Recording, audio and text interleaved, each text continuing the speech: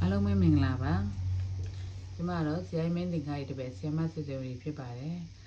ယခု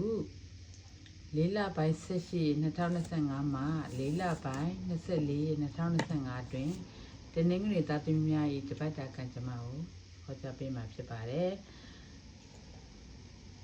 မိမိကိုယ်စိတ်တိုင်းမကြပြင်သူတစ်ပါးကိုအလိုမကျခြင်းဖြစ်နေတတ်ပါတယ်အလုပ်တွင်လည်းစိတ်မဝင်စားကစားတကယ်သူဖြစ်နေပါမယ်မိသည့်ကိစ္စမဆိုနှစ်ကြိမ်နှစ်ခါပြုလို့ရတတ်ပါတယ်လူမျိုးကြားဘာသာကြားများ၏ကူညီမှုရခြင်းနိုင်ငံခြားနဲ့ပတ်သက်သောကိစ္စများဆောင်ရွက်တတ်ခြင်းဖြစ်နေတတ်ပါတယ်အိမ်ပြန်ရတတ်ခြင်းအိမ်ပြန်ရတတ်ခြင်းဖြစ်ပါတယ်ရဝေးမှာမိတ်ဆွေများ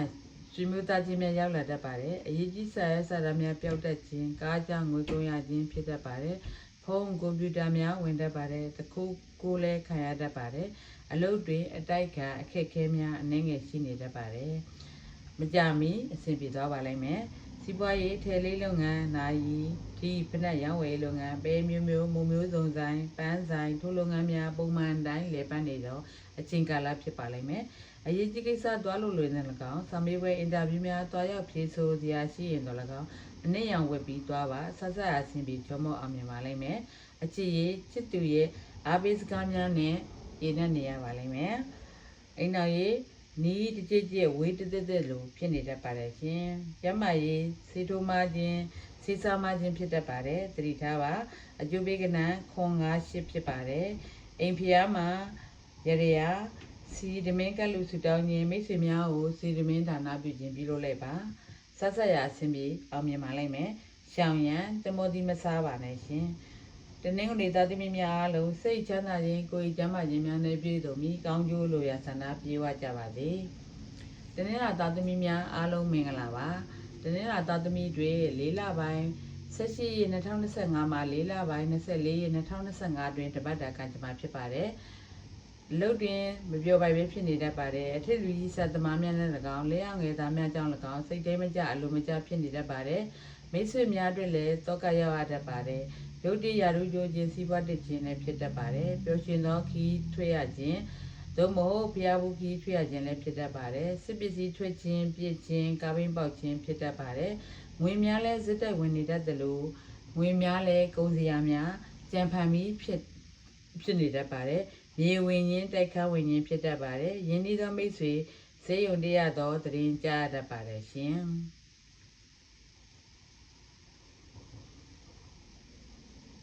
စီးပွားရေးအင်ချမ်းမြေကျိုးတော်ဆောင်လုပ်ငန်းကားဝါချော့လုပ်ငန်းကားရောင်းဝယ်ရေးလုပ်ငန်းဟိုတယ်နဲ့ခီးသွွားလုပ်ငန်းစီးပွားတင်နေသောအချိန်ကာလဖြစ်ပါတယ်အရေးကြီးကိစ္စသွားလို့သေးရင်တော့၎င်းစာမေးပွဲအင်တာဗျူးများသွားရောက်ဖြေဆိုလျက်ရှိရင်တော့၎င်းအဝါရောင်ပါသောဝက်စားဝက်ဆင်ပြီးသွားပါဆက်ဆက်အဆင်ပြေကြောင်းအောင်မြင်ပါလိမ့်မယ်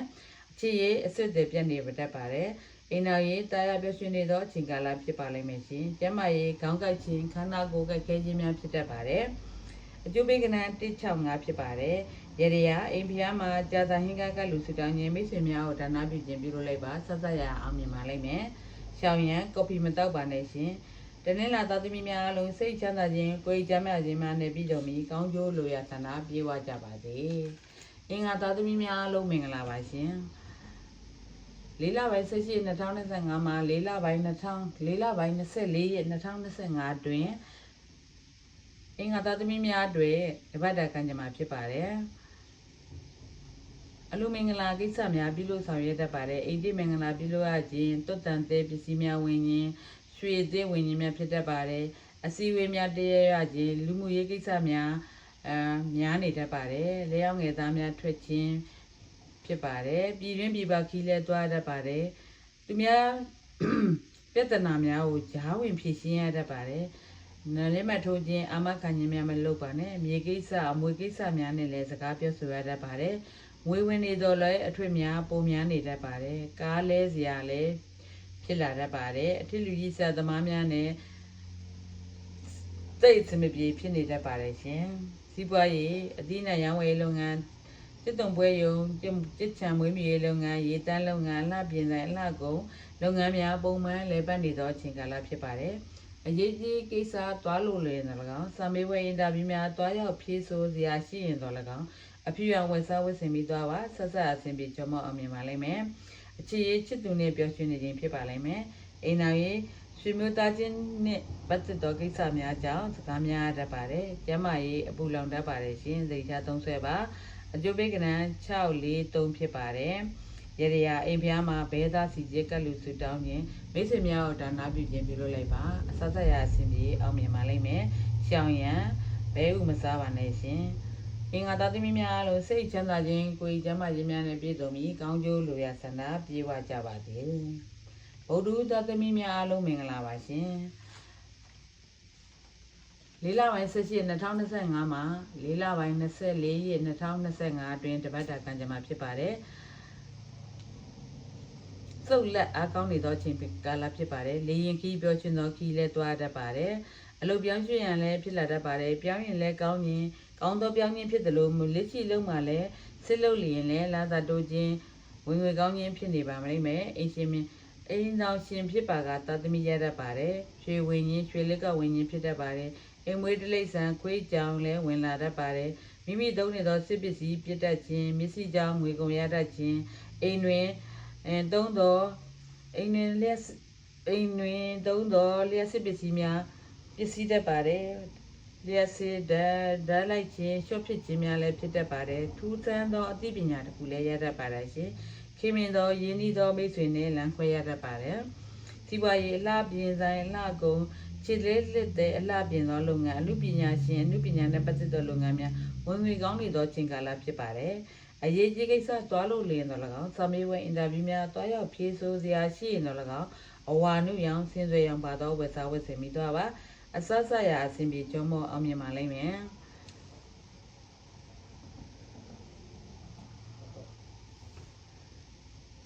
အခြေရေးစားကောင်းနေသောကြောင့်အချစ်တဲ့နဲ့တွေ့ရတတ်ပါတယ်ရှင်အိမ်အောင်ရေးတာယာပျော်ရွှင်နေသောချိန်ကာလဖြစ်ပါတယ်ကျမ်းမာရေးသွေးတိုးခြင်းသွေးတစ်တန်ရဖြစ်ခြင်းဖြစ်တတ်ပါတယ်အကျိုးပေးကဏ္ဍ4နှစ်တည်းဖြစ်ပါတယ်ရရအိမ်ဖျားမှာ6သီးတို့ကတ်လူစုတောင်းခြင်းမိတ်ဆွေများကိုဒါနပြုခြင်းပြုလုပ်လိုက်ပါအဆဆက်ရအစဉ်ပြေကျော်မောသွားပါလိမ့်မယ်ရှောင်းရန်တည်စည်းမစားပါနဲ့ရှင်ကြာသပတေးသမီးများလုံးစိတ်ချမ်းသာခြင်းကိုယ်ကျမ်းမာခြင်းများနဲ့ပြည့်စုံပြီးကောင်းကျိုးလိုရာဆန္ဒပြေဝကြပါစေရှင်တောက်ကြသမီးများလုံးမင်္ဂလာပါရှင်လေးလပိုင်း18/2025မှာလေးလပိုင်း24ရက်2025အတွင်းတောက်ကြသမီးများ၏တပတ်တာကံကြမ္မာဖြစ်ပါတယ်နိုင်ငံခြားနဲ့ပတ်သက်သောကိစ္စများပေါ်လာတတ်ပါတယ်အောင်မြင်ပါလိမ့်မယ်လူမျိုးခြားဘာသာခြားများ၏ကူညီမှုလည်းရပါလိမ့်မယ်ရေဝင်ရင်အိမ်ပြောင်းခြင်းအိမ်ပြရင်းများလည်းဖြစ်တတ်ပါတယ်ရဝေးမှာမိတ်ဆွေများလည်းရောက်လာတတ်ပါတယ်ရွှေနာရီထွက်တတ်ပါတယ်ရှင်မိမိကိုယ်ကိုစိတ်ထဲမကြအလိုမကျဖြစ်နေတတ်ပါတယ်စစ်ပစ္စည်းအောင်များလည်းထွက်တတ်ပါတယ်ရှင်ဟိုဟာလိုရကောင်းလို့ဒီဟာလိုရကောင်းလို့လည်းဖြစ်နေတတ်ပါတယ်မိမိအကြံစီထားသမျှလည်းမအောင်မြင်ပဲဖြစ်နေတတ်ပါတယ်ရှင်ကားအတွက်ငွေကုန်ရတတ်ပါတယ်ခင်မင်သောမိတ်ဆွေနဲ့စကားပြောအဆင်မပြေဖြစ်ခြင်းမိတ်ဆွေဟောင်းများနဲ့ပြန်လည်ဆုံတွေ့ရခြင်းများဖြစ်တတ်ပါတယ်ရှင်စီးပွားရေးဓာတ်ဆီဆိုင်ဒီဇယ်ဆိုင်အထည်လိပ်နိုင်ကွန်ပျူတာရောင်းဝယ်လုပ်ငန်းပန်းလာဆိုင်ပန်းဆိုင်ခြင်းမြေရောင်းဝယ်ခြင်းပွဲစားမျိုးမျိုးထိုလုပ်ငန်းများပုံမှန်လည်ပတ်နေသောအချိန်ကာလဖြစ်ပါတယ်အရေးကြီးကိစ္စသွားလို့လွင်တယ်၎င်းစာမေးပွဲအင်တာဗျူးများတွားရောက်ဖြေဆိုစရာရှိရင်တော့၎င်းခရမ်းရောင်မရမ်းရောင်ပါသောဝယ်စားဝယ်ဆင်ပြီးတော့ပါအဆက်ဆက်ရအစဉ်ပြီးကြောမောအောင်မြင်ပါလိမ့်မယ်အခြေရေးပုံမှန်တိုင်းစစ်သမပြက်ရှိနေပါလိမ့်မယ်အိမ်အောင်ရေးမိသားစုတတရရပြပြရွှင်ခြင်းပါပဲရှင်ကျမ်းမာရေးလီတို့လျောင်းဖြစ်ခြင်းဘိုင်အောင်ခြင်းတွားကြိုက်ခြင်းများဖြစ်နေတတ်ပါတယ်အကျိုးပေးကဏ္ဍခွန်5-4ဖြစ်ပါတယ်ရှင်ရရအိမ်ဖျားမှာလက်ဖက်တုပ်ကလူစုတောင်းခြင်းမိတ်ဆွေများကိုလက်ဖက်တုပ်ဒါနပြုခြင်းအောက်လက်ငယ်သားများကိုကျွေးမွေးခြင်းများပြုလုပ်လိုက်ပါဆက်ဆက်အစဉ်ပြေချောမောပါလိမ့်မယ်ရှောင်းရန်ဂော်ဘီကျော်နဲ့တကွာသီးမစားပါနဲ့ရှင်တောက်ကြသမီးများအားလုံးစိတ်ချမ်းသာခြင်းကိုယ်ကျမ်းမာခြင်းများနဲ့ပြည့်စုံပြီးကောင်းကျိုးလိုရာဆန္ဒပြေဝကြပါစေရှင်စနေသားသမီးများအားလုံးမင်္ဂလာပါရှင်လေးလပိုင်း18/2025မှာလေးလပိုင်း24ရက်2025တွင်စနေသားသမီးများ၏တပတ်တာကံကြမ္မာဖြစ်ပါတယ်လုပ်ငန်းများရှေ့မတိုးရှေ့သို့မတိုးပဲနှောင့်နှေးနေတတ်ပါတယ်ခီးတို့များလည်းစတိုက်သွားရတတ်ပါတယ်လုပ်ငန်းတွင်ပြဿနာများဖြစ်နေတတ်ပါတယ်လက်မှတ်ထိုးစရာများရှိတတ်ပါတယ်မိမိလုပ်ငန်းတွေအားကိုးရသောလက်အောင်ငယ်သားပြောင်းရွှေ့ရခြင်းခွဲခွာရခြင်းများလည်းဖြစ်တတ်ပါတယ်အလုပ်တွေမပြောရှင်မဲစိတ်ညစ်စရာများနဲ့ကြုံတွေ့နေရတတ်ပါတယ်သားသမီးများ၏အောင်မြင်သောသတင်းတော်ကြားရတတ်ပါတယ်ငွေကြေးအတွက်ကတော့အဆင်ပြေ ငွေကြေးအတွက်တောကပူပင်တောကများရောက်နေရတတ်ပါတယ်ပညာသင်စရာရှိသူကပညာရေးထူးချွန်စွာအောင်မြင်ပါလိမ့်မယ်တတ်နိုင်သလောက်ဘာသာရေးလုပ်ပါမကြခင်ဆက်ဆက်အဆင်ပြေစောမောပါလိမ့်မယ်စီးပွားရေးစားတောက်ဆိုင်စားတောက်ကုန်စာရေးကိရိယာစီးဆိုင်လုပ်ငန်းဆူရှီလုပ်ငန်းထိုးလုပ်ငန်းများအယောင်းဝယ်ကောင်းနေသောအချိန်ကာလဖြစ်ပါလိမ့်မယ်အရေးကြီးကိစ္စသွားလို့လည်းတော့စာမေးပွဲအင်တာဗျူးများတွားရောက်ဖြေဆိုစရာရှိရင်တော့၎င်းအနီရောင်ပါသောဝက်စားဝက်စင်ပြီးတွားပါဆက်ဆက်ရအဆင်ပြေချောမောအောင်မြင်ပါလိမ့်မယ်အခြေကံကောင်းနေသောအချိန်ကာလဖြစ်ပါတယ်ရှင်အိမ်တော်ရေးအလုပ်ကိစ္စကြောင့်အနေငယ်စကားပြောအဆင်မပြေဖြစ်ရတတ်ပါတယ်ကျန်းမာရေးဝမ်းပိုင်းနဲ့ပတ်သက်သောယောဂဖြစ်တတ်ပါတယ်အစားအသောက်တွေစားဆင်ញင်မှာအကျိုးပေးကဏ္ဍသုံးတစ်ခွန်ဖြစ်ပါတယ်ရတရားအိမ်ဖျားမှာဂျင်းတုတ်ကက်လို့ဆွတောင်းခြင်းမိတ်ဆွေများကိုဒါနပြုခြင်းလက်အောင်ငယ်သားများကိုကျွေးမွေးခြင်းများပြုလုပ်လိုက်ပါရှောင်းရန်လက်ဖက်ရည်မတောက်ပါနဲ့ရှင်စနေသားသမီးများအားလုံးစိတ်ချမ်းသာခြင်းကိုယ်ကျန်းမာခြင်းများနဲ့ပြည့်စုံပြီးကောင်းကျိုးလိုရသနာပြေဝကြပါစေကျမကတော့အမေရိကန်နိုင်ငံတက်ဆက်ပြည်နယ်ဒါလည်းမြန်မာနေထိုင်ပြီးဗီဒီယိုဟောကြားနေသူဖြစ်ပါတယ်ကျမသည်2003မှာဆရာကြီးမင်းစင်ကတန်တွင်ဗီဒီယိုပညာများသင်ကြားခဲ့ပြီးဗီဒီယိုဟောကြားခဲ့တာနှစ်ပေါင်း20ကျော်ရှိခဲ့ပါပြီမြန်မာနိုင်ငံရန်ကုန်တာမွေမြေတံညွန်ရက်ကွင်းနေပန်လန်းတွင်ဗီဒီယိုဟောခန်းရှိပါတယ်ယခုကျမ၏အမဖြစ်သူဆရာကြီးမင်းစင်က၏တပည့်ဆရာမခိုင်စင်သောဆက်လက်ဟောကြားနေပါတယ်သူကတော့ကျမထက်ဗီဒီယိုဟောတဲ့လဲကြပါတယ်သူဒီသာတာဖွဲ့ပြီးတော့လဲဟောပါတယ်ကျမကတော့ရန်ကုန်မြို့ရက်ွက်ပေါင်းစုံမန္တလေးကျောက်စိမ်းတန်းရတနာပုံစည်းမန္တလေးဈေးကျိုးဗမော်ကတာမိုးကောင်လုံခင်းနဲ့ဖားကမ်းမြို့များတို့သကောင်ကျောက်စိမ်းရုံဖားကမ်းလုံခင်းမှာကျောက်စိမ်းရုံများတို့၎င်းဟောကြားခဲ့ပြီး၎င်းဒေသများမှာဗေဒင်ဟောင်းမိတ်ဆွေဟောင်းများမိတ်ဆွေသည်များစိတ်ချမ်းသာခြင်းကိုယ်ကျန်းမာခြင်းများနဲ့ပြည့်စုံကြပါစေကောင်းကျိုးလိုရာဆန္ဒပြေဝကြပါစေဒါပြင်တခြားနိုင်ငံဖြစ်သောထိုင်းနိုင်ငံမလေးရှားနိုင်ငံစင်ကာပူနိုင်ငံဩစတြေးလျကိုရီးယားဂျပန်ကနေဒါအီတလီနိုင်ငံများနှင့်အမေရိကန်နိုင်ငံမှမြို့နယ်ပေါင်းစုံမှမိတ်ဆွေဟောင်းများမိတ်ဆွေသည်များစိတ်ချမ်းသာခြင်းကိုယ်ကျန်းမာခြင်းများနဲ့ပြည့်စုံပြီးကောင်းကျိုးလိုရာဆန္ဒပြေဝကြပါစေဒီမှာကိုဗေဒင်နဲ့ပတ်သက်ပြီးမေးမြန်းလိုပါကစီးပွားရေးကျန်းမာရေးချစ်ရေးအိမ်တော်ရေးစီးပွားရေးပညာရေးလုပ်ငန်းများတိုးချဲ့ရန်ကိစ္စသာသမီများ၏အတွက်နာမည်ကောင်းများရွေးလိုပါစကားမိသည့်လုပ်ငန်းများလုပ်ရင်အဆင်ပြေမည်စာတိကိစ္စများသိလိုပါကကျမကိုဆက်သွယ်ရန်ဖုန်းနံပါတ်ကတော့214962436ဖြစ်ပါတယ်ကျမကိုစာရင်ပို့ထားပေးပါကျမပြန်လည်ဆက်သွယ်ပါလိမ့်မယ်ကျမကိုအစစ်မပြတ်ဗေဒီမင်းနေကြတော့ဗေဒင်ဟောင်းမြင်ဗေဒင်ဟောင်းမိတ်ဆွေဟောင်းများမိတ်ဆွေသည်များကဘာသူကဘာသားများအားလုံး